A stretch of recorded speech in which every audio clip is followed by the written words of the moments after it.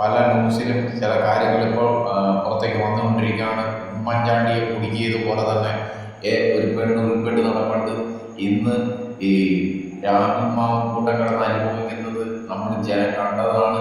നല്ലൊരു നേതാവിനെ വെറുതെ കുറെ ആരോപണങ്ങൾ കൊണ്ട് നിറച്ച് അവൻ്റെ ഭാവിയും സർവ്വരാഷ്ട്രീയ ജീവിതവും തകർത്ത് തരിപ്പണമാക്കി ഇന്നിപ്പോൾ അങ്ങനെ കോടതിയും അതും ഇതുമൊക്കെ കയറി ഇറങ്ങി സർവനാശത്തിലെത്തുകയാണ് ചെയ്തിരിക്കുന്നത്.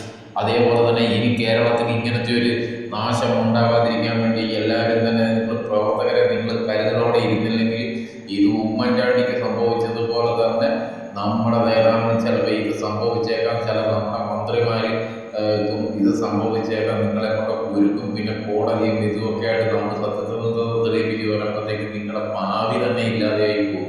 ഇത് മനസ്സിലാക്കിയിരുന്നോ? ഇത് ഇല്ലെങ്കിൽ സർവനാശത്തിൽ കൊണ്ട് എത്തിക്കുമായിരിക്കും. ചിലപ്പോൾ ഞങ്ങളെ വേവലാതെ കൊണ്ടായിരിക്കും ഞങ്ങളിത് പറയണം. നിങ്ങൾ ചിലപ്പോൾ മനസ്സിലാക്കുന്നുണ്ടായിരിക്കും. പക്ഷെ എങ്കിലും നിങ്ങൾ കെയർഫുൾ ആയിട്ടിരുന്നോ? ഇല്ലെങ്കിൽ ഇവിടെ രക്തരക്ഷത്തിനെ പോലെ കുറെ കുലാന്തേവികൾ ഒരുപെട്ടിറങ്ങിയിട്ടുണ്ട്. നമ്മുടെ നേതാക്കന്മാരെ നശിപ്പിച്ച് ഇടമ്പോൾ ഇതിന് പ്രത്യേകിച്ചൊരു നിയമം ഇതിനെ തടയിടാനായിട്ട് ഇല്ലാത്തത് കൊണ്ട് ഇത് വലിയ പ്രശ്നമാണ്.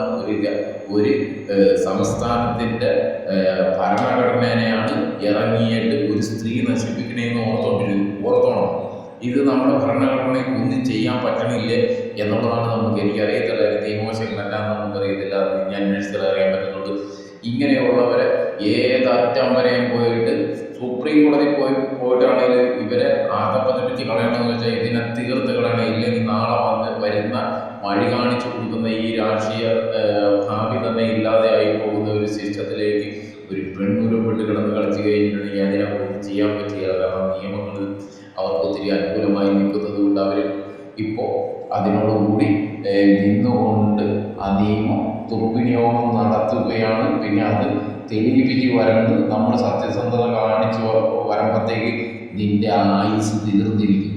അതുകൊണ്ട് എല്ലാവരും വളരെ ശ്രദ്ധാലുവായിട്ടിരിക്കും. ന്യൂസിലെല്ലാം ഇത് ഭയങ്കര പബ്ലിസിറ്റി ആയിട്ട് നീങ്ങിക്കൊണ്ടിരിക്കുകയാണ്. ഇത് ശ്രദ്ധിച്ചോ ഇല്ലെങ്കിൽ തീരും. കേരളത്തിൽ ഇങ്ങനെ ഇറങ്ങി പെണ്ണുങ്ങളെ വെച്ച് കളിച്ച് തീർക്കൂടോ ഇത്.